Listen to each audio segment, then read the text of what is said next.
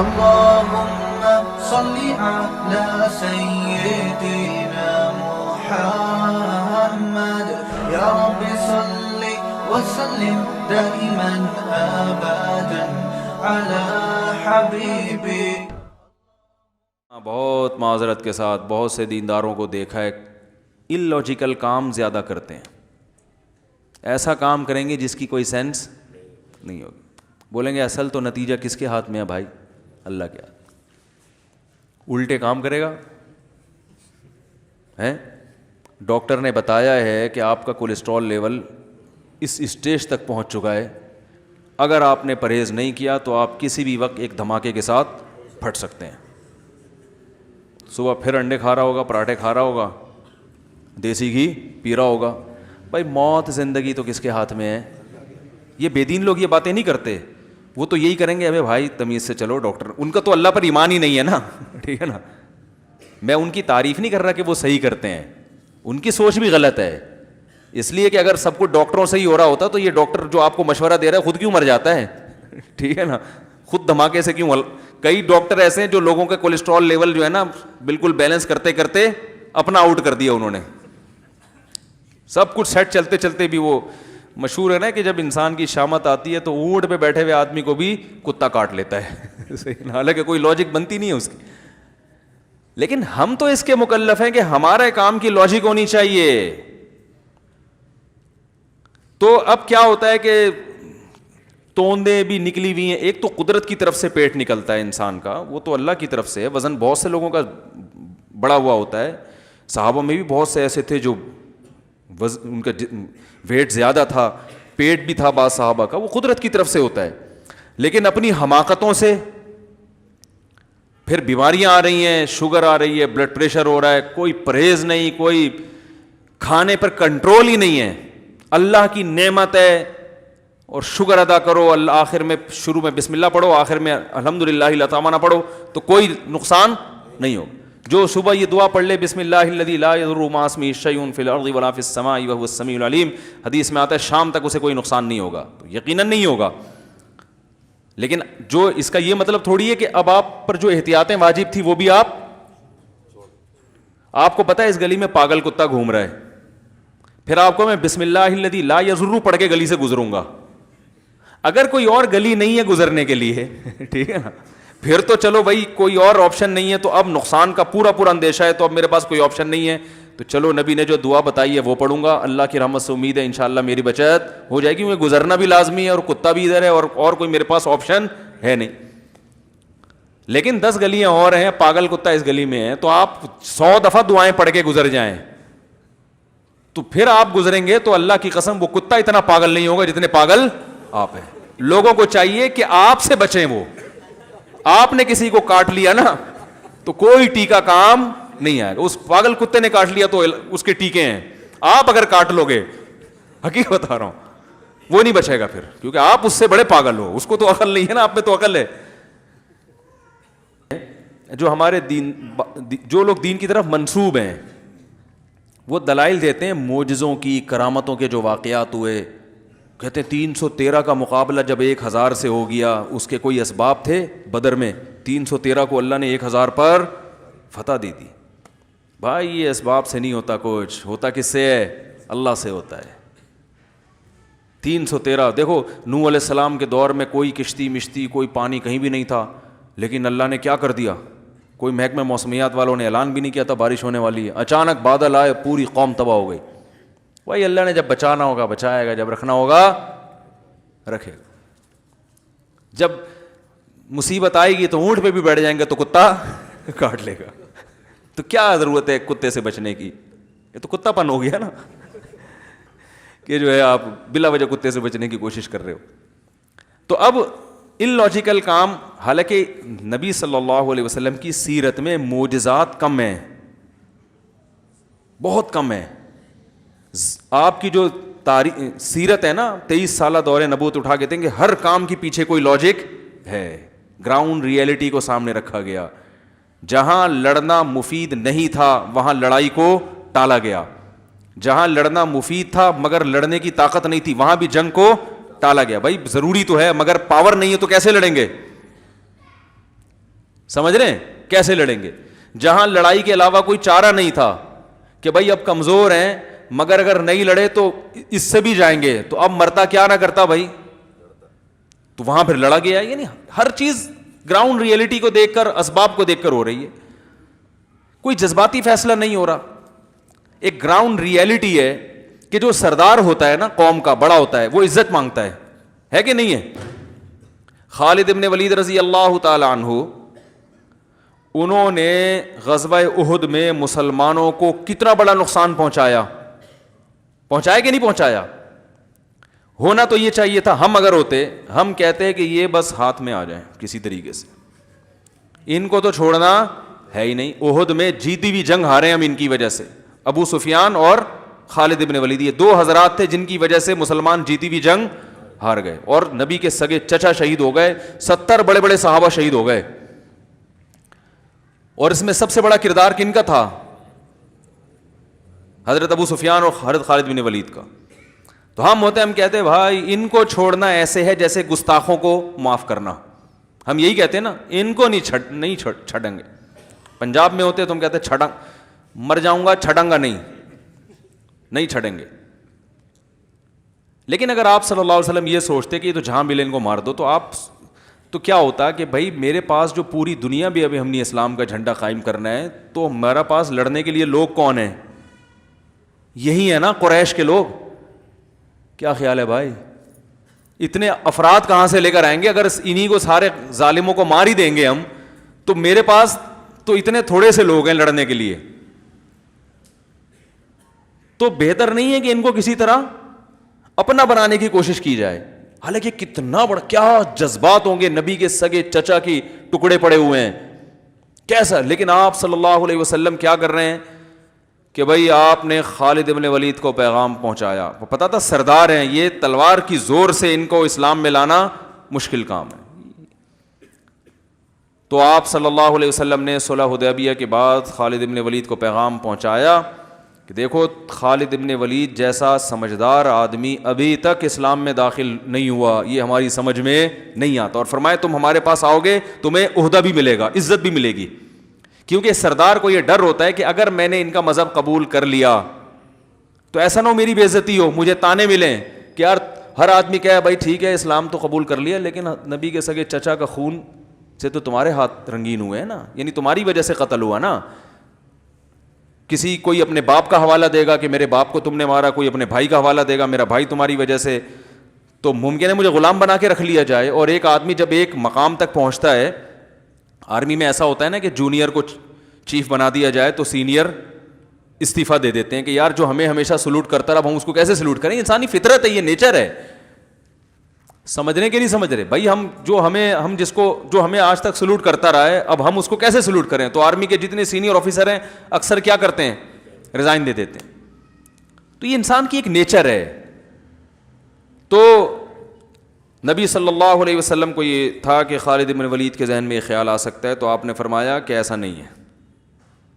اب ہم ہوتے تو فتویٰ لگا دیتے یہ تو لالچ دی جا رہی ہے اسلام میں لانے کے لیے، ہے بھائی کیا خیال ہے؟ عہدے کا اسلام قبول کرنا ہے تو بھائی اللہ کے لیے کرو، عہدے کا کیا عہدہ نہیں ملے گا، عہدہ نہیں ہوتا ہمارے یہاں. ہماری مرضی، ہم تمہیں کہیں چوکیدار لگا دیں یا بس کا ڈرائیور بنا دیں، ہماری مرضی ہے، تو ہماری مرضی ہے. لیکن نبی صلی اللہ علیہ وسلم کیا فرما رہے ہیں؟ بھائی تمہیں عزت اسی طرح ملے گی، اس لیے کہ آپ چاہ رہے ہیں کہ ایک دفعہ آ جائے نا، ممکن ہے تھوڑی سی لالچ دے کے بلاؤ، لیکن آ جائیں گے نا، کچھ دن ہمارے ساتھ ماحول میں رہیں گے تو اسلام میں خود اتنی اٹریکشن ہے کہ ان میں اخلاص پیدا ہو جائے گا. یہ عہدے سب قربان کر دیں گے، دفعہ آنے دو، غلط فہمیاں ہیں. تو یہ گراؤنڈ ریئلٹی کو دیکھ کر فیصلہ ہو رہا ہے کہ نہیں ہو رہا؟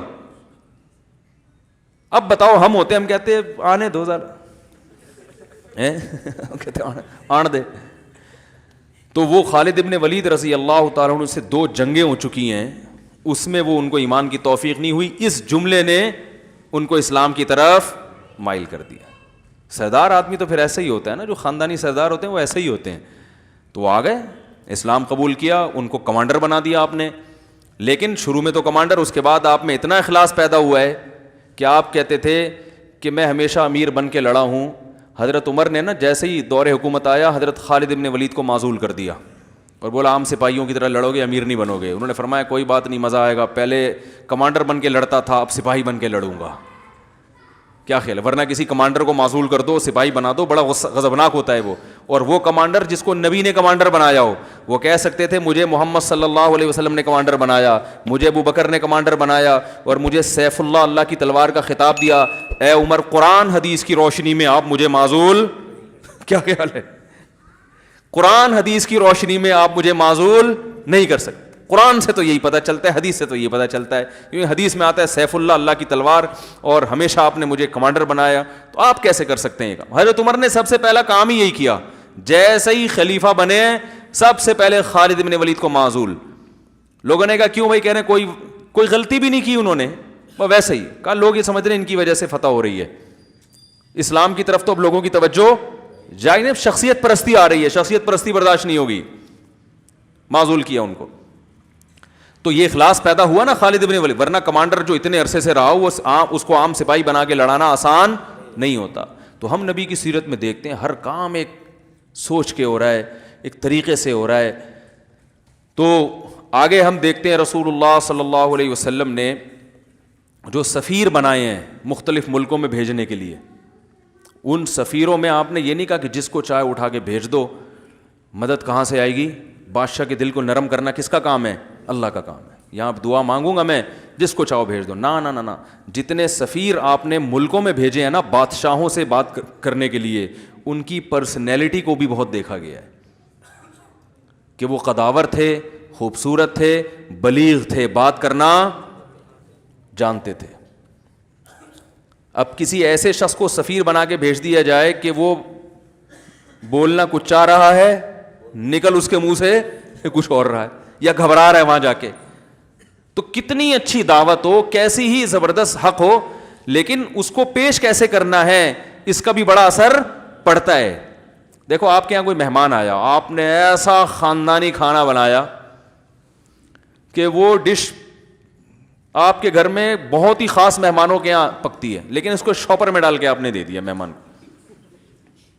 وہ بیٹھا ہوا ہے صوفے پہ, اے سی چل رہا ہے, بھائی کھانا آنے والا ہے, تو شاپر میں پلاؤ آ رہی ہے اور بکرے کی چانپیں اس میں گھوم رہی ہیں.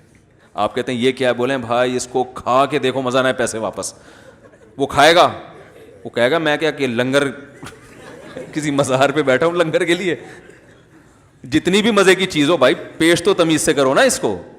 پہلا اثر اس پہ جائے گا, وہ کہے گا, آپ 100 دفعہ کہیں, اگر وہ عزت دار آدمی ہوگا وہ کہے گا بھائی مجھے نہیں لگتا کہ یہ جیسی پیکنگ ہے ویسے ہی اندر مال بھی ویسے ہی ہوگا. اب آپ 100 دفعہ کہتے ہیں. اس کے برعکس مسور کی دال ہے, آپ نے مہمان کے سامنے رکھ دی, ادھر کھیرے کٹے ہوئے ہیں, ادھر پیاز کٹے ہوئے ہیں, ادھر لیمن رکھا ہوا ہے, ٹھیک ہے نا, بڑی تمیز سے اس کو بنایا ہوا ہے, تو وہ کھا لے گا, حالانکہ اس کو پتہ ہے کہ یہ کیا ہے, دال ہے. وہ کہے کہ شاید کوئی اسپیشل دال ہو ان کے یہاں, وہ تو کھانے کے بعد پتہ چلے گا کہ ذائقہ کیسا ہے. تو یہ بھی ایک گراؤنڈ ریئلٹی ہے. تبھی دیکھو جتنے بھی پیغمبر دنیا میں آئے ہیں سارے حسین ہیں. اس کا یہ مطلب نہیں ہے کہ بدصورت آدمی کی ویلیو نہیں ہے اسلام میں. حضرت بلال حبشی رضی اللہ تعالیٰ عنہ زیادہ کوئی خوبصورت تھوڑی تھے, لیکن ان کے قدموں کی آہٹ جنت میں. لیکن زمین کی باتیں جو ہے نا, زمین پہ جو احکام ہوں گے وہ زمینی حساب سے ہوں گے, اسباب سے. میں نے بتایا تھا نا ابھی جمعے کو پورا ڈیٹیل میں بیان کیا کہ اسلام میں یہ کہ لڑکی کا نکاح اس کے ہم پلہ میں کیا جائے, اس میں قوم بھی دیکھی جائے گی. حالانکہ اسلام میں قوم پرستی نہیں ہے, لیکن نکاح ایک دنیا کی ایک چیز ہے, اس میں جب تک جوڑ نہ ہو, قوم میچ نہ کر رہی ہو.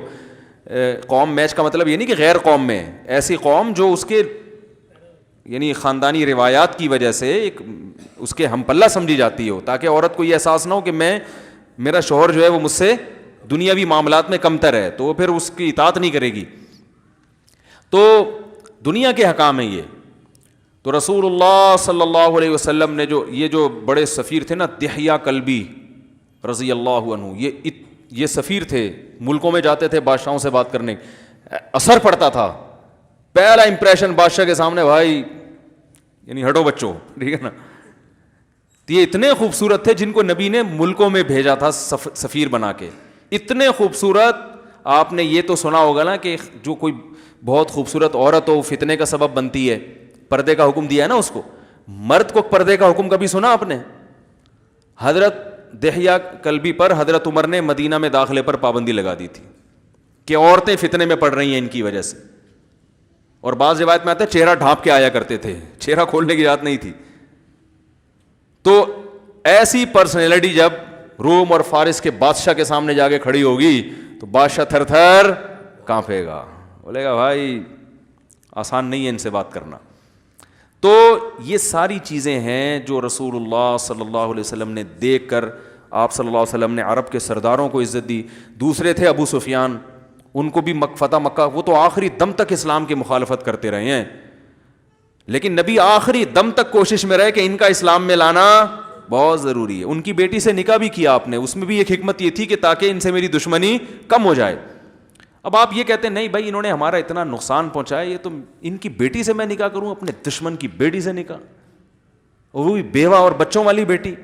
حضرت ام سلمہ جو تھیں وہ تو بچے بھی تھے اور بیوہ بھی تھیں, یہ کیسے ہو سکتا ہے؟ بعد میں پتہ نہیں ہمارے تعلقات خراب نہ ہو جائیں. آپ نے کہا یہی تعلقات بحال کرنے کا بہترین طریقہ ہے. ابو سفیان جیسا سردار جس نے اتنا نقصان پہنچایا, یہ اگر ادھر ہو گیا تو پھر یہ ہمارے دشمنوں کو اس سے زیادہ نقصان, کیونکہ اب تو لڑ رہے ہیں, یقیناً ان کو اپنے حق پر ہونے پر یقین نہیں ہے. جب ہماری طرف آ گئے پھر ہمارے لیے جب لڑیں گے اس سے زیادہ طاقت کے ساتھ لڑیں گے. تو سارا کام اگر دعاؤں سے, وظیفوں سے, دم دروز سے چل رہا ہوتا میرے بھائی, تو یہ سب تکلف کرنے کی ضرورت نہیں تھی. اللہ جس نے آنا ہے آئے, جس نے نہیں آنا نہیں آئے, میرا کام ہے دین کی دعوت دے دینا. یا پھر راتوں کو صرف روتے ہی رہتے کہ اللہ سب کو دین پر لے آ, بس مجھے تو کچھ سمجھ میں نہیں آ رہا ہیں, بس تو ہی لے آ. مجھے تو یہی ہے کہ میرے چچا کو انہوں نے مارا, میرے ماموں کو فلاں نے قتل کیا, میرے فلاں رشتہ دار کو فلاں نے قتل کیا, میرے بھائی کو فلاں نے قتل کیا, میرے سارا خاندان اور اتنا ظلم کیا مکہ میں, تو میں تو نہیں چھوڑوں گا. وہ یہی ہوتا کہ جو اپنے لوگ تھے لڑنے, جن کو آگے لڑنا تھا, وہ ساری کریم ختم ہو جاتی. ابو سفیان رضی اللہ تعالی عنہ کے خلاف گستاخی ہم اس لیے برداشت نہیں کرتے کہ حضرت ابو سفیان نے جو اسلام کو نقصان پہنچایا اس کی تلافی کی ہے, انہوں نے اس کی تلافی کی ہے. بعد میں حضرت جو ہے نا وہ حضرت عمر کے دور حکومت میں اسلامی سرحدوں پر چلے گئے, لڑتے رہے جہاد میں. اور حضرت ابو سفیان اپنی بیوی کو بھی لے جایا کرتے تھے, حضرت ہندہ کو. جب سخت لڑائی ہوتی تھی نا تو ان کو لے کر جاتے کہ اگر ہم پیچھے ہٹے تو ہمیں تانے دینا, ٹھیک ہے نا, کیونکہ عورت کے تانے مرد سے برداشت نہیں ہوتے, بزدلی کے تانے. اگر وہ مرد ہے تو وہ بزدلی کے تانے برداشت نہیں کرے گا. تو وہ گئے کہ, اور ایسا ہی ہوا, لڑائی میں شکست ہو گئی, پیچھے آنے لگے تو حضرت ہندہ نے اشعار پڑھنا شروع کر دیے. کہا کہ ویسے بڑے مرد بنے پھرتے ہو, گھر میں تو بڑے جو ہے نا بنے پھرتے ہو, کہ مرد ہیں آج میدان جنگ میں جوہر دکھاؤ نا. تو وہ کہاں پھر وہ برداشت کر سکے, وہ لڑے اور اللہ نے فتح عطا فرمائی. تو ہم دیکھتے ہیں محمد صلی اللہ علیہ وسلم کی سیرت ساری گراؤنڈ ریئلٹی کو سامنے رکھ کر خبروں میں تصدیق کی جاتی تھی. ایسا ہو قرآن میں ہے نا, ان جاکم فاسق بنبأ فتبینوا, خبر پھیلا دی کسی نے فلاں قبیلہ مرتد ہو گیا ہے, صحابہ نے جو ہے وہ چڑھائی کرنے کا ارادہ کر لیا. قرآن میں کیا ہے کہ جب کوئی فاسق خبر لایا کرے تو پہلے کیا کرو, تحقیق. اس آیت سے بعض لوگوں نے استدلال کیا کہ صحابی فاسق تھے, معاذ اللہ.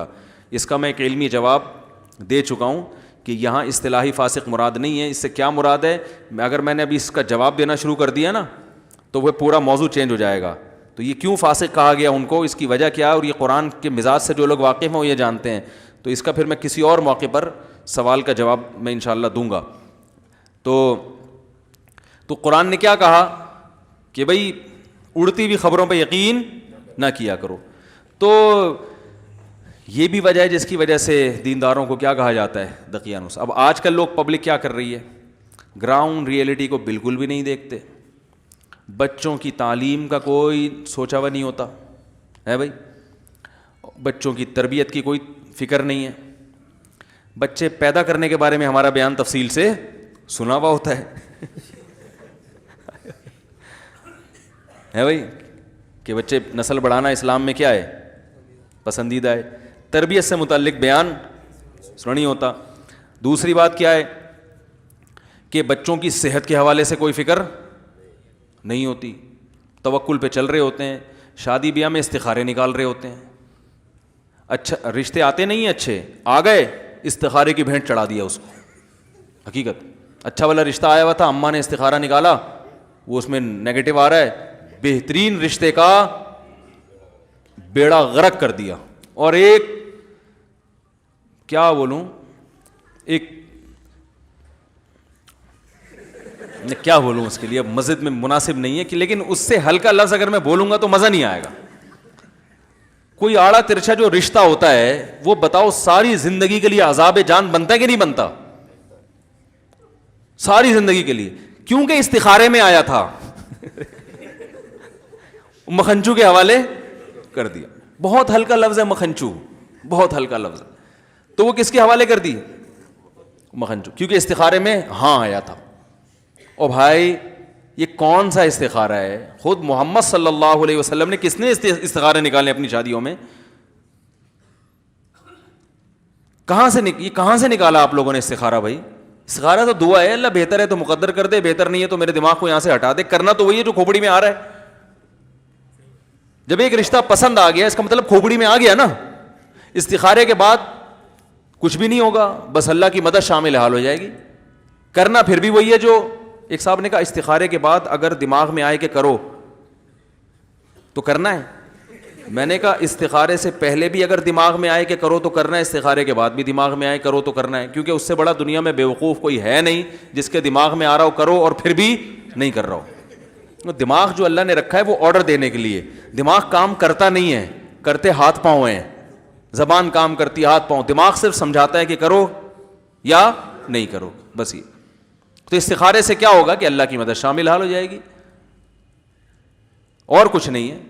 نکال کے استخارے نکال کے بیڑے غرق کر دیے. تو اسلام تو کہہ رہے بھائی من خطب الیکم اذا خطب الیکم من ترضون دینہ وخلقہ فزوجوہ. اچھا رشتہ آئے کر لو نکاح. یہ نہیں کہا کہ استخارہ نکالو، کیونکہ گراؤنڈ ریئلٹی کیا کہہ رہی بھائی اچھے کا انکار نہیں کرنا چاہیے، اور اگر اچھا نہیں ہے تو نہیں کرو. چاہے استخارے میں ہاں آئے یا نہ آئے اس سے کچھ نہیں ہوتا. اچھا رشتہ نہیں ہے اور استخارے میں ہاں آ رہا ہے، نہیں کرو. اچھا رشتہ ہے استخارے میں 100 دفعہ نہ آئے پھر بھی کرو. وہاں پہ سمجھ میں آ رہی ہے بات؟ کیونکہ استخارہ نبی کے کہنے پہ کر رہے ہو تو نبی نے یہ بھی تو کہا کہ اچھے رشتے کا انکار مت کرو. نبی نے یہ تھوڑی کہا کہ اچھا رشتہ ہے تو استخارہ کر کے استخارے میں نہ آئے تو نہ کرو. تو یہ آدھا دین فالو کر رہے ہیں نا کہ نہیں کر رہے؟ کاروبار کے معاملات میں استخاروں کی بھیٹ چڑھاتے ہیں کاروبار کو. سردیوں میں استخارہ میں نکلا کہ برف کا کاروبار کرو. حقیقت ہے. دسمبر میں ان کے استخارے میں آ رہا ہے کہ ساری دنیا مشورے دے رہی ہے بھائی کوئلے کا کر لے، تھوڑا سا لوگ ہاتھ تاپ لیں گے اس پہ. برف کا تو سردیوں میں سمجھ میں نہیں آ رہا، لیکن چونکہ استخارے میں آیا ہے، استخارے میں وائٹ کلر آ رہا تھا تو وائٹ میں اشارہ تھا کہ برف. پھر کاروبار میں نقصان ہو رہا ہے تو کہہ رہے ہیں یار میں نے استخارہ بھی نکال لیے، اتنی محنت کی ہے میں نے صبح و شام، لیکن میرے کاروبار کا بیڑا غرق ہو گیا. پتہ نہیں اللہ چاہتا کیا ہے. یہ تو میں ایک مثال دے رہا ہوں برف کی، لیکن ہو ایسا ہی رہا ہے. او بھائی پہلے 6 دودھ کی دکانیں کھلی ہوئی ہیں، تو 7ویں کیوں کھول رہا ہے یہاں پہ؟ کہاں سے چلے گا تیرا کاروبار؟ وہ کام کرو جو دنیا نہیں کر رہی نا، وہ کام کرو جو دنیا نہیں کر رہی. ہر آدمی اوبر چلا رہا ہے کہ نہیں؟ ابھی ایک طوفان آیا تھا، ہر آدمی اوبر چلا رہا ہے. بھائی اوبر میں ٹھیک ہے کریم، اوبر میں بڑا فائدہ ہے، مگر ایک حد تک ہی ہوگا نا. سارے ٹیکسی چلائیں گے تو بیٹھے گا کون اس میں؟ خود سوچو نا. سارے ٹیکسی لے کے نکل گئے تو بیٹھے گا کون؟ ابھی کچھ دن پہلے ایک صاحب ملے، وہ کوئی چلا رہے تھے پتہ نہیں اوبر یا کریم، کہہ رہے یار کاروبار فائدہ ہی نہیں ہو رہا یار، پتہ نہیں استخارہ بھی نکال لیا یہ بھی کر لیا یار، وہ بات ہی نہیں رہی. میں نے کہا ہر آدمی ٹیکسی چلائے گا تو پھر وہ بات تھوڑی رہے گی. کہہ رہے اب کمپنیاں ظلم کر رہی ہیں، وہ انہوں نے بونس بھی کم کر دیا. میں نے کہا اس لیے کم کر دیا کہ ان کو اب کم بونس پہ بھی بہت لوگ مل رہے ہیں، تو وہ اپنے لحاظ سے ٹھیک کر رہی ہوں، تو ان کا بھی تو بزنس ہے. انہوں نے کوئی خیراتی ادارہ تھوڑی کھولا ہوا ہے کہ غریبوں کے لیے کوئی ویکینسی نکالی ہے انہوں نے. خیراتی ادارے دوسرے ہیں، ٹھیک ہے، یہ بزنس ہے ان کا. وہ کہہ رہے ہیں بھائی ہمارا ہمیں جب کم میں مل رہا ہے تو ہم زیادہ پیسے کیوں دیں. تو دوسری گڑبڑ کیا کرتے ہیں، یہ بھی اکثر دینداروں میں دیکھا ہے، اگر کاروبار صحیح کاروبار کا انتخاب کریں گے بھی نا تو محنت نہیں کرتے، کیونکہ وہ سمجھتے ہیں کہ اگر ہم نے محنت کی تو ہم دنیا کمانے تو آئے نہیں ہیں، ہمیں تو اللہ نے اصل کس کے لیے پیدا کیا ہے؟ آخرت کے لیے. تو پھر یہ تکلف کی کیا پھر اس تکلف کی ضرورت کیا تھی؟ تو جب کمپٹیشن ہے تو جو زیادہ محنت کرے گا, کیا خیال ہے, وہی چلے گا. جب کمپٹیشن چل رہا ہے تو جو محنت زیادہ کرے گا وہی کرے گا نا, تو آپ کو محنت کرنی پڑے گی. ہاں محنت میں غلو اسلام میں منع ہے, اتنا غلو کہ اپنی صحت کا بھی خیال نہیں ہے, نیند کا بھی, بیوی بچوں کا بھی خیال نہیں ہے. ایک تاجر مجھے ملے, مجھے کہنے لگے میں کاروبار کو اتنا ٹائم دیتا ہوں, اگر میں اس سے زیادہ ٹائم دوں تو میں ڈبل پیسے کما سکتا ہوں, لیکن چونکہ ہم دنیا میں پیسہ کمانے نہیں آئے تو اس لیے میں زیادہ ٹائم نہیں دیتا. میں نے کہا پھر باقی ٹائم کس میں خرچ کرتے ہیں آپ؟ کہہ رہے ہیں کچھ بھی نہیں. تو میں نے کہا اللہ کے بندے دیکھو اس وقت مسلمانوں میں تاجروں کی بہت کمی ہے.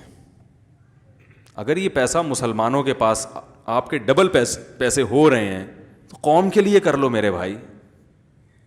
یہ کانسیپٹ ہی غلط ہے کہ دنیا چھوڑ کے دین کی طرف آنا ہے. اگر ایسا ہوتا, میں نے ان کو قرآن کی آیت سنائی, قرآن میں اللہ کا ارشاد ہے فی بیوت اذین اللہ ان ترفع ویذکر فیہا اسمہ یسبح لہ فیہا بالغدو والآصال رجال لا تلہیہم تجارت ولا بیع عن ذکر اللہ. اللہ فرماتے ہیں مسجدیں جن کے بلند کرنے کا اللہ نے حکم دیا, ان کی عزت کرنے کا اللہ نے حکم دیا, ان میں بہت سے ایسے لوگ ہوتے ہیں جن کو تجارت اور خرید و فروخت اللہ کی یاد سے غافل نہیں کرتی. میں نے کہا اس کا مطلب وہ تجارت میں لگتے ہیں, خرید و فروخت میں لگتے ہیں, تبھی تو ان کو یہ چیزیں اللہ کی یاد سے غافل نہیں کرتی نا. اگر یہ تجارت اور خرید و فروخت میں لگنا ہی سے اسلام روکتا تو اللہ کیا فرماتے ہیں کہ ان مسجدوں میں ایسے لوگ ہوتے ہیں جو اللہ کو یاد کرتے ہیں اور اس وجہ سے وہ تجارت سرے سے کرتے ہیں ہی نہیں. تو میں نے کہا تجارت میں مشغول ہونا دین کے خلاف نہیں ہے. جب اللہ کو یاد کرنے کا ٹائم آئے اس وقت تجارت آپ کو اللہ کی یاد سے غافل کر دے, یہ شریعت میں پسندیدہ نہیں ہے. میں نے کہا بھائی آپ 5 ٹائم نماز کے لیے وقت نکالیں. اگر بزنس میں اتنے مشغول ہیں کہ 5 نمازوں کا ہی ٹائم نہیں مل رہا تو یہ غلو ہے. نمبر 2, اپنی صحت کے لیے ٹائم نکالیں. بزنس میں اتنا مشغول ہے کہ نہ واکنگ نہ دوستوں کے ساتھ ٹاکنگ, صحیح ہے نا, اور نہ کبھی تفریح کا ٹائم نکل رہا ہے اور نہ کوئی ایکسرسائز کا ٹائم نکل رہا ہے, نہ یہ تو اپنی ذات, یہ صحت کے حوالے سے. تیسری چیز ہے بیوی بچوں کا کے لیے, رشتہ داروں کے لیے ٹائم, وہ بھی نکالنا پڑے گا. سمجھ رہے ہیں نا. ایسے بزنس میں مشغول ہو گئے کہ یعنی بیوی بچوں کو ٹائم ہی نہیں دے رہا, پھر پیسے ہی دے رہا ہے ٹائم کی جگہ. جب بیگم کہتی ہے بھائی تھوڑی بیٹھ کے, کبھی رات کو جب گھر آؤ تو تھوڑی تمیز سے کچھ دیر بیٹھ کے گپ شپ لگا لیا کرو. وہ رات کو آ رہے ہیں 2:45 بجے, تاجر لوگ اکثر یہی کر رہے ہوتے ہیں, تو وہ بیوی بچے باغی ہونا شروع ہو جاتے ہیں, بچے باپ سے مانوس نہیں رہتے, تو بھائی ان کے لیے بھی ٹائم نکالو. اب وہ نکالنا کیسے, وہ ہر ایک کا شیڈول الگ ہو سکتا ہے کاروبار کے لحاظ. کوئی ہفتے میں 1 دفعہ نکال لے زیادہ ٹائم, کوئی روزانہ کی بیسس پہ ٹائم دیتا رہے. وہ کرنا کیسے, وہ تو ہر آدمی کے حالات, لیکن ٹائم نکالنا بولو بھائی پڑے گا. تو کاروبار کے لیے بھی ٹائم, رشتہ داروں کے لیے بھی ٹائم, صحت کے لیے بھی ٹائم, تھوڑا سا لوفری کے لیے بھی ٹائم ہونا چاہیے. ایک ہوتی ہے تفریح, ایک ہوتی ہے لوفری, دونوں میں فرق ہے. وہ لوفری نہیں جو لونڈے لپاڑے کر رہے ہوتے ہیں. ابھی میں دبئی میں تھا نا, تو ہمارے جو میزبان تھے وہ تھوڑا سا, میں دبئی جانے کا ایک بڑا مقصد فریش ہونا بھی تھا نا, کہ تھوڑا سا دماغ فریش ہو جائے گا, تھوڑا گھومیں گے پھریں گے. تو وہ مجھے لے کر نکلے کوئی پارک دکھانے دبئی میں نا. تو وہ ہم اتنی دیر سے پہنچے کہ وہ پتہ نہیں بند ہونے کا ٹائم تھا, پارک تھا یا کیا جگہ تھی. تو وہ اکثر بیشتر ایسا ہوتا, مفتی صاحب آج تو سارا دن ہمارا ضائع ہی ہو گیا, ہم لیٹ نکلے ہیں گھر سے, تو آج بہت ساری چیزیں نہیں ہو سکتی. تو میں کہتا تھا بھائی ہم لوفری کے لیے آئے ہیں, تفریح کے لیے نہیں آئے. لوفری اور پکنک میں فرق یہ ہوتا ہے, تفریح میں انسان کا ایک ہدف ہوتا ہے, میں نے یہاں جانا ہے, لہٰذا اس کو ٹائم کا پابند ہوگا, اتنا ٹائم میں نے اس پارک میں گزارنا ہے, یا ایکویریم دیکھنا ہے, یا وغیرہ وغیرہ. تو وہ ایک ہدف ہوتا ہے. تو میں نے کہا اس میں بھی ایک ٹینشن ہوتی ہے. بھائی آپ نے ایک شیڈول بنایا کہ مجھے اتنے بج کے اتنے منٹ پہ فلاں پارک میں جانا ہے, وہ دیکھنا ہے, نہیں پہنچو ٹینشن ہوگی نا. لوفری کہتے ہیں صبح نکلو, جدھر بھی چلے جاؤ, صحیح ہے نا, جہاں بھی پہنچ گئے وہ وہی تفریح ہے. تو میں نے کہا بس اب جب نکل گئے نا جو اپنی رہائش گاہ سے, تو ہماری پکنک شروع ہے. کوئی بات نہیں, وقت پہ پہنچے تو بھی ٹھیک ہے, نہیں پہنچے تو یہی پکنک ہو رہی ہے. اور سناؤ کیا حال ہے, کوئی لطیفہ سناؤ, ٹھیک ہے نا. اس کو کیا کہتے ہیں, لوفری. لوفری کا مطلب بس نکل جاؤ. تو دماغ کو کیا ہے, کوئی ٹینشن نہ لیے. یہ بھی تو ایک ٹینشن ہے نا, میں نے پارک جانا ہے یا بیچ پہ جانا ہے یا سوئمنگ کرنی ہے, تو سوئمنگ کے لیے یہ ہونا چاہیے, تو یہ پاجامہ کہاں سے لاؤں, تو بوٹ کہاں سے لاؤں, پھر اتنے بجے پہنچنا ہے, اگر لیٹ ہو گئے تو وہ بند ہو جائے گا, تو یہ بھی ٹینشن ہے نا. لوفری کا مطلب نکلو, جدھر بھی جائے بس وہی ہے, ٹھیک ہے نا. جہاں بھی پہنچ گئے ٹھیک ہے, نہیں پہنچے تو بھی زیادہ ٹھیک ہے. پھر اس کو کیا کہتے ہیں, اٹ از کالڈ لوفری. جو لوفر لڑکے ہوتے ہیں نا وہ ایسے ہی کرتے ہیں نا, کوئی ان کا ہدف ہوتا ہے بھائی. جو بے روزگار لونڈے لپاڑے معذرت کے ساتھ جو صبح صبح گھر سے نکلتے ہیں, ان کا کوئی ہدف ہوتا ہے کہ کہیں جانا ہے؟ وہ ایسے ہی گھوم رہے ہوتے ہیں, کبھی اس گلی میں گھس گئے, کبھی اس گلی میں گھس گئے, کبھی گٹر کے ڈھکن پہ بیٹھ گئے, یہ والا ڈھکن صاف نہیں ہے تو اس ڈھکن پہ بیٹھ گئے, ٹھیک ہے نا. کوئی آج کل اکثر لڑکوں کا, تو اگر یہ کام روزانہ بیسس پر ہو پھر تو غلط ہے, لیکن سال میں 2-4 دفعہ یا مہینے میں 1-8 دفعہ لوفری بھی ہونی چاہیے. سمجھ رہے ہیں کہ نہیں؟ ہاں اس میں لڑکے غلط کرتے ہیں, وہ پھر سیٹنگ بازیاں بھی شروع کر دیتے ہیں, وہ حرام ہے. لیکن مہینے میں 1 دفعہ انسان کو دماغ کو فریش کرنے کے لیے, یا سال میں 1 دفعہ, یا 6 مہینے میں 1 دفعہ ایسا بھی ہونا چاہیے. بس گھر سے نکلیں لوفری کریں گے, ٹھیک ہے نا. جہاں بھی چلے گئے, بس جہاں گئے وہی دیکھ لیا. میں نے کہا چلو دبئی دیکھ لیا ہم نے, مارکیٹ دیکھ لی, ماشاء اللہ یہ کیا بک رہا ہے بھائی. تو میں تو پھر ہر چیز انجوائے کرتا ہوں, کوئی بھی نظر آ جائے بھائی کیا بیچ رہا ہے بھائی, تو یہاں پہ کھڑا ہو کر, تو یہی لوفری ہے. ان سے انٹرویو لے لیا ہم نے تھوڑا سا, اچھا آپ کہاں کے ہیں, باجوڑ کے ہیں, ماشاء اللہ زبردست, تو کیسے یہاں آپ جو ہے کب آئے یہاں پہ. انٹرویو لے لیا انسان نے اس سے, آپ کہاں کے, بھائی لاہور کے. یار یہاں تو وہ پائے وائے تو آپ کو ملتے نہیں, تو کیسے گزارا کر رہے ہیں آپ, ٹھیک ہے نا. تو ایک تھوڑا سا مزہ آ جاتا ہے, آدمی انٹرویو لے لیتا ہے اس سے. تو یہ تفریح نہیں ہے, یہ پکنک نہیں ہے, اٹ از کالڈ لوفری. تو آپ نے بزنس میں لوفری کے لیے بھی ٹائم بولو بھائی, جہاں کوئی کام نہ ہو, کوئی کام نہ ہو, بالکل کام لیس ہو کے بیٹھے آپ. کام ہے, کسی نے خربوزہ لا کے رکھ دیا تو خربوزہ کھا لیا, ٹھیک ہے نا. سموسہ رکھ دیا تو سموسہ پیل دیا, ٹھیک ہے. گٹکے پان پہ نہ جائیں بس. تو یہ جو ہے, یہ کبھی کبھی یہ بھی کیا ہے, یہ بہت ضروری ہے, صرف ضروری نہیں ہے. اکثر جو ڈپریشن اور نفسیاتی کیسز ہیں نا, میں نے پڑھاکو لوگ بھی پاگل ہوتے ہوئے دیکھے ہیں. دماغی محنت کر رہے ہیں قوم کے وسیع تر مفاد میں, کتابیں لے کے پڑھ رہے ہیں ہر وقت. دیکھو خوش مزاج دماغ جب تک فریش نہیں ہوگا تو خوش مزاجی آئے گی دماغ میں, اور جو خوش مزاج نہیں ہوتا وہ خود بھی ڈپریشن میں اور دوسروں کو بھی ڈپریشن کا مریض بناتا ہے کہ نہیں بناتا.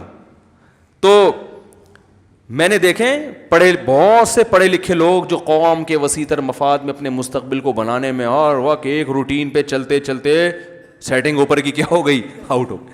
میں جب پاکستان نیوی میں نے شروع میں کچھ وقت اپرینٹسشپ کی ہے نا, تو وہاں ہمارے ایک ٹیچر تھے, بہت قابل تھے. وہ فزکس پڑھاتے تھے, پڑھاتے نا ایک لفظ کو 5-5 6 دفعہ ریپیٹ کرتے تھے. شروع میں تو ہم نے کہا پتہ نہیں کیا مسئلہ ہے, بعد میں پتہ چلا اتنے پڑھے لکھے ہیں کہ ادھر کی سیٹنگ کیا ہو گئی ہے, آؤٹ ہو گئی. میں نے کہا یار اتنا ہائی پروفائل ایجوکیٹڈ آدمی اور اتنی بڑی پوسٹ پر, ادھر سے کیا ہے, کیا فائدہ یار. وجہ کیا ہے کہ زندگی میں کبھی لوفری تفریح کی ہے.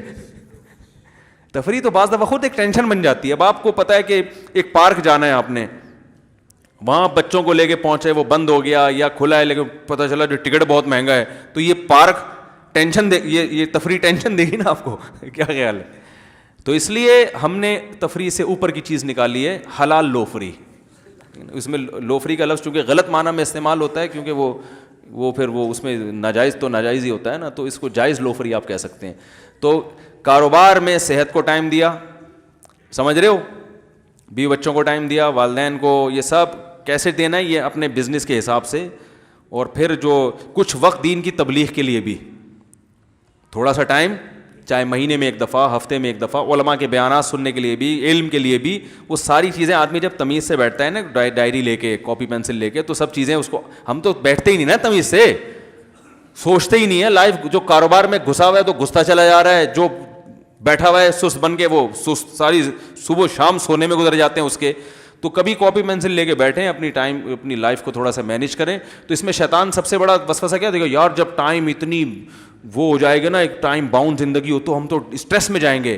تو میں نے بتایا کہ اسی میں لوفری کے لیے بھی ٹائم ہے نا, تو اسٹریس میں کیسے جائیں گے آپ, کیسے جائیں گے بھائی اسٹریس میں. وہ بھی ایک, لیکن اس کا بھی ایک لمٹ ہونی چاہیے نا.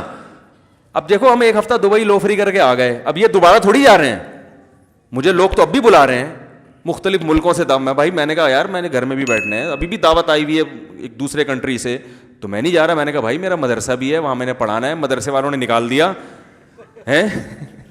تو ہمارا جو علمی ترقی ہے ساری, جو ہم وہاں ٹیچنگ کر کے ایک علم حاصل, جو علماء ٹیچنگ نہیں کرتے نا, تدریس نہیں کرتے, ان کا علم نیچے آنا شروع ہو جاتا ہے. تو میں نے کہا ہم تو سارا علم جو ہمیں کنواں جو پانی جو ملتا ہے وہ تو مدرسے سے ملتا ہے نا, ٹیچنگ کرتے ہیں, قرآن حدیث اور فقہ پڑھاتے ہیں, تو وہاں سے معلومات جمع ہوتی ہیں, تو وہی سارا کام خراب ہو جائے گا. تو بڑے ہر چیز کو ایک تھوڑا سا بیلنس رکھنا پڑتا ہے. تو دیندار میں جو بڑی میں گڑبڑ بتا رہا تھا کہ وہ سرے سے محنت کرتے ہی نہیں ہیں, یا دین کی غلط تشریح ان کے دماغ میں آتی ہے. کاروبار بھائی تو ڈبل کما سکتا ہے, تو آدھا کیوں کما رہا ہے؟ تم ڈبل کماؤ اور اس کمائی کو اللہ کی قرب کا ذریعہ بناؤ. رشتہ داروں پہ خرچ کرو, یتیموں پہ خرچ کرو, دینی مدارس پہ خرچ کرو, دین کی تبلیغ پہ خرچ کرو. حضرت عثمان رضی اللہ تعالیٰ عنہ اگر غریب ہوتے تو کیا 100 گھوڑے دیتے جہاد میں؟ وہ نبی صلی اللہ علیہ وسلم کو جہاد میں مال کی بھی ضرورت تھی کہ نہیں تھی؟ تو یہ مالی تعاون کس نے کیا؟ تاجروں نے کیا نا, جو صحابہ. اگر وہ تجارت چھوڑ دیتے کہ ہم پوری زندگی دین کی تبلیغ کریں گے, تو اللہ کے نبی فرماتے تبلیغ کے لیے بھی پیسے تو چاہیے, وہ کہاں سے لاؤں میں؟ نہیں یار یہ سمجھ میں میرے بھائی. ایک ڈاکٹر صاحب تھے, بڑی پیاری بات کی انہوں نے کہا دیکھیں رسول اللہ صلی اللہ علیہ وسلم کے دور میں جہاد ہوتا تھا تلواروں سے, تو تلواریں کسی فیکٹری میں بنتی ہوں گی نا, کیا خیال ہے؟ اگر وہ فیکٹری والے بھی فیکٹریاں بند کر کے نکل جاتے کہ ہم بھی کیا کریں گے, جہاد کریں گے, تو اللہ کے نبی آنے دیتے ان کو؟ بولتے بھائی تم اسی بزنس میں, تم یہی بزنس کرو, لوہے بناؤ, زرے بناؤ, بھائی اس سے خریدنے کے لیے کچھ تو مل رہا ہے نا ہمیں. تو دین کی تبلیغ کے لیے کوئی بھی تبلیغ والے بھی نہیں چھڑواتے. تبلیغ والے یہ کہتے ہیں بھائی 4 مہینے لگا کے سیکھ لو کام کو. جب پوری زندگی ایک بزنس میں لگائی ہے تو کچھ وقت تبلیغ میں سب کچھ چھوڑ چھاڑ کے کچھ وقت لگواتے ہیں. کچھ وقت اس لیے لگواتے ہیں کہ اب ساری زندگی دین کبھی نہ سیکھا نہ سنا, وہ چیزیں تو بہت کر لیں, تو اب 4 مہینے لگا کے 100% دینی ماحول میں ہو گئے تو اس کی اہمیت پیدا ہوگی. اس کے بعد پھر وہ کہتے ہیں اب گھر جا کے اپنے کاروبار سنبھالو اور مسجد میں ٹائم دو. ایسا ہی ہے نا. تو جس میں جتنا حوصلہ ہوتا ہے کوئی سال کے لیے چلا جاتا ہے, کوئی کچھ لوگ ہیں جو رائے میں مقیم ہوئے ہوئے ہیں, کچھ لوگ ہیں. ایسے نہیں ہے کہ پورا کراچی رائے میں جا کے مقیم ہو گیا, یا کیونکہ پھر رائے والوں کو کھانے کے لیے کہاں سے ملے گا؟ سارے ہی تاجر اگر رائے میں مقیم ہو جائیں, سارے ہی اگر رائے میں مقیم ہو جائیں, تو رائے میں تو میرے بھائی وہ ان کو تو ڈاکٹر کی بھی وہاں اسٹینڈ بائی ڈاکٹر ہوتے ہیں, تو وہ سارے MBBS کے بچے بھی وہاں آ جائیں گے. تو کوئی فیوچر میں ان کو ڈاکٹر ملے گا, کوئی الیکٹریشین ملے گا پنکھا جوڑنے کے لیے, مائک خراب ہو جائے گا تو کوئی بندہ ملے گا, وہ جو مائک ٹھیک کرنے والا ہے وہ کہے گا میں تو خود ساری ایجوکیشن چھوڑ چھاڑ کے تبلیغ کے لیے نکل گیا, وہ مائک ٹھیک کرنے والا نہیں ملے گا آپ کو. تو دینداروں کو جو میرے بھائی یہ جو مختلف تانے دیے جاتے ہیں, کچھ تانے صحیح بھی ہوتے ہیں. تو پہلی وجہ اس کی میں نے بتائی جذباتیت. نمبر 2 توکل کی غلط تشریح. سمجھ رہے ہو نا, زمینی حقائق دیکھ کے فیصلے نہیں کر رہے ہوتے, محنت نہیں. جو قوم محنت کرتی ہے, دیکھو غیر مسلم ممالک میں, یورپ میں بہت سے کنٹریز ایسے ہیں جن کی طبعی عمر 10-20 سال تک بڑھ چکی ہے. ریٹائرمنٹ کی عمر بڑھا دی ان لوگوں نے, 60 سال ہوتی تھی اب 70 سال ریٹائرمنٹ کی عمر کر دی. کیوں؟ اس لیے کہ جگہ جگہ جم بن گئے ہیں, جگہ جگہ پارک بن گئے ہیں, لوگ جاگنگ بھی کر رہے ہیں, واکنگ بھی کر رہے ہیں, اور جناب صحت کا بڑا خیال کر. تو اللہ نے ان کی عمروں کو, جاپان میں 100 سال سے اوپر کے بہت لوگ ملیں گے آپ. ہمارے ہاں پہلے ماں اپنے بچے کو توکل کی بھیंٹ چڑھاتی ہے, وہ جو چیزیں بچے کے لیے ضروری ہیں وہ کھانے کو نہیں دے گی, وہ جو گند بلا دکان سے مل رہا ہے کھائے جا رہا ہے, کھائے جا رہا ہے, کھائے جا رہا ہے. جب بچہ ہو گیا بیمار تو پھر دم درود, پھر بھی پرہیز نہیں, دم درود, جھاڑ پھونک, تعویذ, دعائیں, منتیں, نظر لگا دی, فلاں نے یہ کر دیا, مرچیں جلاؤ, یہ گھما پھرا کے پھر وہ اللہ کی قدرت ہوتی ہے کہ وہ بچ جاتا ہے. بچتے بچتے پھر مختلف. اچھا پارک میں جو چہل قدمی کرتے ہیں نا معذرت کے ساتھ, ان سے میں کئی دفعہ میرا ارادہ ان سے بولوں کہ آپ گھر چلے جائیں, اس چہل قدمی میں ٹائم ویسٹنگ کے علاوہ کچھ بھی حاصل نہیں ہو رہا. کبھی کبھار میں بھی صبح پارک میں جاتا ہوں نا, کن پارکوں میں جاتا ہوں یہ نہیں بتاؤں گا میں آپ کو, کبھی کسی میں کبھی کسی میں کبھی لوکیشن نہیں بتاتا میں. تو لیکن پارک میں ایک چیز دیکھی ہے, لوگ چہل قدمی کر کے کر رہے ہوتے ہیں باتوں کے ساتھ. واکنگ کے بجائے ٹاکنگ پہ زیادہ زور ہوتا ہے. ایسی چہل قدمی کا کوئی فائدہ نہیں ہے. یہ جو صبح کی واکنگ ہے نا, یہ اسپیڈ کے ساتھ ہوتی ہے اور اپنی پوری دماغ کو ایک طرف فوکس کرنا ہوتا ہے. خواتین بھی نظر آتی ہیں اس میں, بڑی عمر کی خواتین ہیں جن کو ڈاکٹروں نے بتایا ہوتا ہے کہ بھئی آپ بھی واکنگ کریں, تو وہ وہی ساس بہو کے قصے چل رہے ہیں. او بہن تم تو, ابھی میں جاگنگ کر رہا تھا, جاگنگ تو چند کچھ بوڑھی عورتیں تھیں, میں جاگنگ کرتے ہوئے ان کے قریب سے گزرا نا, تو بہو کا لفظ میرے کان میں پڑا کہ نہیں وہ بہو جو ہے نا آٹا نہیں گوندتی, پتہ نہیں کیا کرتی. میں نے کہا بھائی ان سے بولو یہ مسائل بس کرو یار. یہاں اگر بہو اور نندوں جٹھانیوں کی ٹینشن پارک اس لیے تھوڑی بنا ہے بھائی, چھوڑو باتیں نہیں کرو, ابھی اسپیڈ کے ساتھ آپ واکنگ کریں. آپ کسی ڈاکٹر سے پوچھ لیں, اس طرح کی واکنگ کا کوئی فائدہ نہیں ہے جو ٹاکنگ کے ساتھ ہو.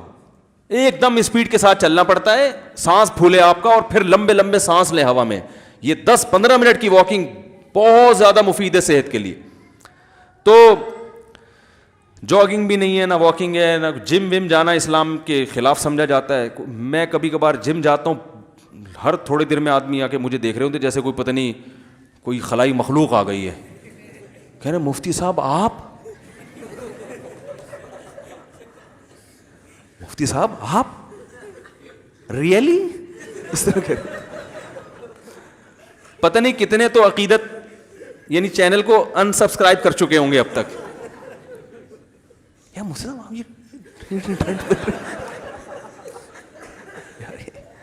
یہ مفتی ہو گئے یار, یہ کام کر رہے ہو. اب مجھے ایک بات بتاؤ, ایک کامن سینس کی بات ہے. صحابہ کے دور میں, بلکہ صحابہ کیا 100 سال پرانے چلے جائیں, جسمانی محنت زیادہ تھی نا لوگوں کی. گاڑیاں ایجاد نہیں ہوئی تھیں, بائکیں نہیں تھیں, سارے کام پیدل ہوتے تھے اور سارے کام لوگ گھر میں خود کرتے تھے. وزن بھی اٹھا رہے ہیں, ادھر جا رہے ہیں ادھر جا رہے ہیں. کمپیوٹر ایجاد نہیں ہوا تھا, کوئی ٹھش پش بٹن کا کوئی سسٹم نہیں تھا. بیل بھی نہیں ہوتی تھی, دروازہ بجانا پڑتا, دھاپ دھاپ دھاپ, اس سے ہاتھوں کی ایکسرسائز ہوتی تھی. کیا خیال ہے, گدھے کو چلانے میں آدمی کو خود گدھا بننا پڑتا ہے. گدھا اگر مریل ہے تو اس کو دھکے دے رہے ہیں, گھوڑا گاڑی, گدھا گاڑی, یہ ساری چیزیں ہوتی تھی نا. تو جسمانی ایکٹیویٹی بہت زیادہ تھی. اب مجھے ایک بات بتاؤ, سائنسی ترقی سے کیا انسان کی نیچر چینج ہو گئی ہے؟ لوگ کہتے ہیں اب اتنی ترقی کا دور ہے, اب ہمیں جسمانی محنت کی ضرورت نہیں ہے. تو میں کہتا ہوں بھائی آدم علیہ السلام کو بھی پیٹ بھرنے کے لیے روٹی کھانی پڑی تھی, گندم یا جو. اب کوئی یہ کہے کہ سائنس نے بہت ترقی کر لی ہے, اب ہم 10,000 سال پرانا والا فلسفہ نہیں چلائیں گے, اب بھی وہی خربوزے کھائیں, انار کھائیں. اب تو اتنی ٹیکنالوجی نے ترقی کی ہے, اب تو گیس پہ چلیں گے ہم. ہو سکتا ہے بھائی. جاپان کا سائنسدان جو بہت بڑی ایجادات کر چکا ہے, لیبارٹری میں جب وہ کام کر رہا ہوتا ہے نا, تو اپنی انرجی کے لیے اس کو بھی باہر نکل کے خربوزہ کھانا پڑتا ہے. ایسا ہی ہے نا. وہی طریقے سے انسان کی باڈی میں کوئی چینج نہیں آیا. معدے کا سسٹم وہی ہے جو 10, 15, 20 ہزار سال پہلے تھا. چبانا انہی دانتوں سے پڑے گا. گرینڈ کی بھی چیزیں آپ پیٹ میں ڈالو گے کہ مجھے دانتوں کے چبانے کی اب تکلف نہ ہو, تو وہ تھوڑے دنوں میں مر جاؤ گے. ویسے ہی آپ, ایسا ہی ہے نا. روٹی بھی چبانی پڑے گی آپ کو, وہ سارا. ہاں بیماروں کے لیے نئی نئی چیزیں ایجاد ہو گئی ہیں, لیکن وہ جو چیزیں ایجاد ہوئی ہیں وہ بھی ہیں یہی جڑی بوٹیاں ہیں جن کو مختلف شکلوں میں. پیناڈول اب اس پیکنگ میں آ گئی ہے, ورنہ پیناڈول ہمیشہ سے کھا رہا ہے انسان, لیکن اس شکل میں نہیں تھا. اس شکل میں نہیں, وہ کسی اور شکل میں ہوگی. وہ حکیم کوئی جڑی بوٹی کھلا دیتے ہوں گے جس میں بخار اتارنے کے کچھ چیزیں پڑی ہوئی ہوتی ہوں گی اس میں. تو پیراسیٹامول جو ہے نا, جو مشہور ایک فارمولا ہے. تو اسی طرح یاد رکھو, جب سائنس کتنی ہی ترقی کر لے, اب اگر کمپیوٹر ایجاد ہو گیا ہے اور آپ بٹن پہ سارے کام کر لیتے ہو, تو اس سے آپ کی انگلیوں کو جو حرکت دینے کی ریکوائرمنٹ ہے وہ پوری نہیں ہوگی. سمجھ رہے ہو نا. اس کے لیے آپ کو الگ سے حرکت دینی پڑے گی, بھاگنا پڑے گا, چلنا پھرے گا. کیونکہ اللہ نے جو ہمیں مسل دیے ہیں وہ اس لیے تھوڑی دیے ہیں, وہ تو ہاتھ تو وزن اٹھائے گا تو ہاتھ رہے گا, پاؤں سے چلو گے تو چلنے کے قابل رہو گے. اور یہ بات تو وہ جنہوں نے یہ مشینیں ایجاد کی ہیں وہ ہم سے زیادہ ان چیزوں کے قائل ہیں. تبھی وہ اتنی کچھ ایجاد کر کے بھی سائیکلنگ کر رہے ہوتے ہیں, صبح صبح سائیکل چلا رہے ہوتے ہیں, جاگنگ کر رہے ہوتے ہیں. میں ملیشیا میں تھا تو زیادہ تر غیر ملکی ہمیں لگے پارک میں جاگنگ کرنے والے, مسلمان وہاں بھی کیا ہیں بیچارے, شارٹ. تو اب اس میں کوئی مفتی ہو, عالم ہو, جو بھی ہو, کچھ بھی بن جاؤ, تو باڈی یہ نہیں دیکھتی کہ آپ مفتی صاحب ہیں تو آپ گھر میں پڑے ہوئے رہیں, ٹھیک ہے نا, کھاتے جائیں, اسٹور کرتے جائیں, آپ کے کوہان کی شکل میں جمع ہو جائے گا, کیونکہ آپ مفتی ہیں, آپ کے پاس ورزش کا ٹائم نہیں ہے, یا ورزش آپ کے وقار کے خلاف ہے. لوگ کیا کہیں گے؟ لوگ بولیں گے مفتی صاحب ہو کے ڈنڈ پیل رہے ہیں. تو لہٰذا یہ آپ کے چونکہ ایکچولی وقار کے خلاف ہے, تو وہ کیا نتیجہ یہ نکلے گا کہ وہ جو مفتی صاحب ہیں, باڈی نہیں مانتی کسی کو, تو مفتی ہے یا عالم ہے یا ڈاکٹر ہے یا کچھ, باڈی نہیں مانتی. وہ کہیں گے بھائی پہلے تم انسان ہو, میڈیکل سائنس کی زبان میں تم ایک سمجھدار حیوان ہو. حقیقت ہے نا, میڈیکل سائنس کیا کہتی ہے, انسان بھی جانور ہی ہے لیکن ایک بڑا ذہین قسم کا حیوان ہے وہ. تو لہذا تمہیں صحت کو مینٹین رکھنے کے لیے وہ تمام کام کرنے پڑیں گے جو ایک مزدور کو کرنے پڑتے ہیں, ایک گٹکے والے کو کرنے پڑتے ہیں, ایک ٹماٹر والے کو کرنے پڑتے ہیں. اس میں چاہے کوئی مفتی اعظم ہو, چاہے وزیر اعظم ہو, چاہے وہ کچھ بھی ہو. لیکن لوگوں کی ایک سوچ کی بات بتا رہا ہوں.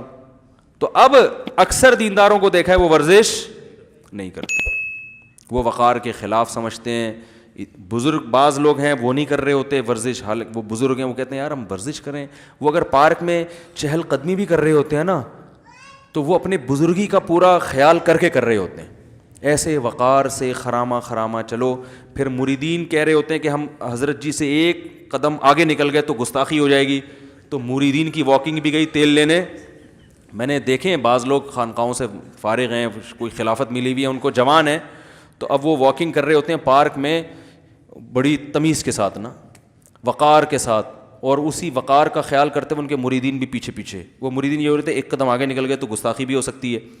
اب گستاخی تو کے چکر میں وہ تیز واک ہی نہیں ہو رہی. تو میں کہتا ہوں یا تو تمیز ادب کر لو یا اپنی صحت بنا لو, دونوں میں سے ایک کام کر لو.